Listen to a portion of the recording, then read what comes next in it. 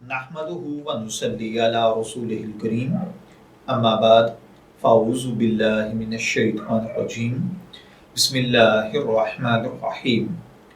अस्सलामु अलैकुम dear viewers, आपके फेवरेट इंफॉर्मेटिव चैनल शऊर इन्फो से मैं हूं प्रोफेसर शब्बीर अहमद।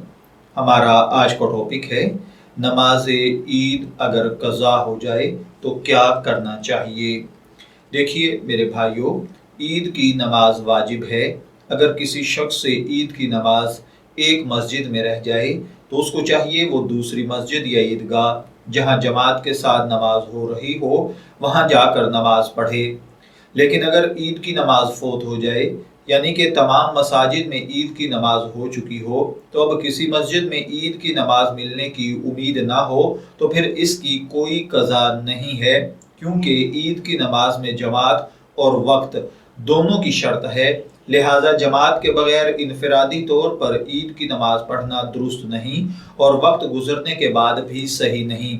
लेकिन हाँ, अगर इज्तिमाई तौर पर किसी उज़र, बारिश, तूफान, सैलाब, कर्फ्यू की वजह से ईद की नमाज पहले दिन जवाल से पहले ना पढ़ सकें तो ईद उल फितर की नमाज दूसरे दिन पढ़ने की इजाज़त है, तीसरे दिन ईद उल फितर की नमाज पढ़ने की इजाज़त नहीं।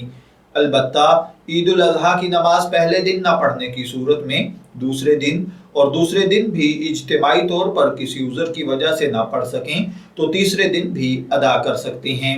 तीसरे दिन के बाद ईद उल अजहा की नमाज पढ़ने की भी इजाज़त नहीं है। मैं दुआ गो हूँ कि अल्लाह ताला हमें इन बातों को समझकर इनके मुताबिक अमल करने की तौफीक अता फरमाए। शब्बीर अहमद को इजाज़त दीजिए, फिर हाजिर होंगे किसी नए टॉपिक के साथ। तब तक के लिए अल्लाह हाफिज़।